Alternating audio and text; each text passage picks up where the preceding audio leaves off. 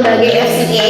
Mereka ini melalui pendekatan Participant-Based Regulation.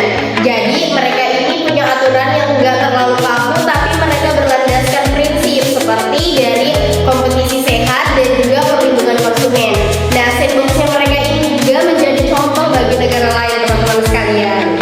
Nah, menarik nih. Kalau Amerika Serikat sendiri gimana, Novi? Oke, nah kalau Amerika Serikat itu cukup unik karena regulatorinya itu terfragmentasi, banyak otoritas tergantung dari jenis layanannya.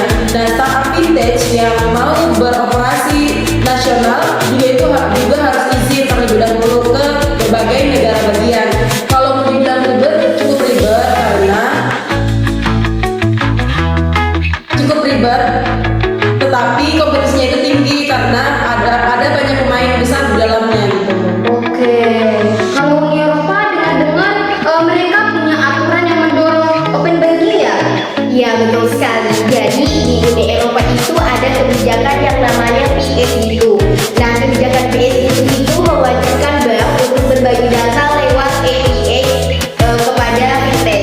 Nah, ini merupakan tren open banking yang dapat berkembang pesat.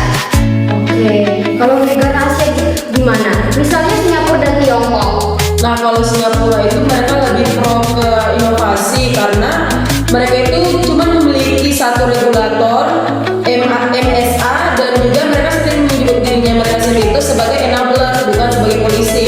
Nah, sedangkan negara bagian Tiongkok itu mereka juga awalnya cukup longgar banget, tetapi setelah kasus P2P lending yang ilegal, mereka langsung memperketat gitu. Oke, satu pertanyaan lagi nih terakhir sebagai kesimpulan. Dari semua pendekatan negara-negara tadi, menurut kalian mana sih yang paling ideal? Oke, baik. Kalau menurutku Inggris cukup balance ya. Kenapa? Karena Inggris itu adalah negara yang fleksibel, tapi Inggris itu memiliki batasan yang jelas juga tentunya. Kalau aku sih Singapura tentunya karena mereka itu tidak membatasi inovasi tetapi punya pengawasan yang kuat.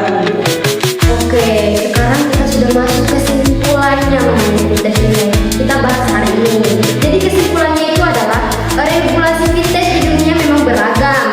Ada yang fleksibel, ada yang ketat, ada yang coba-coba. Nah, Indonesia posisinya ada di tengah-tengah nih. Nah, itu salah satu pembahasan kita di part 3 nanti. Nah, untuk para pendengar, jangan lupa nanti saksikan di part 3 selanjutnya. See you! Saatnya sudah Aisyah tadi. Terima kasih dan jumpa lagi.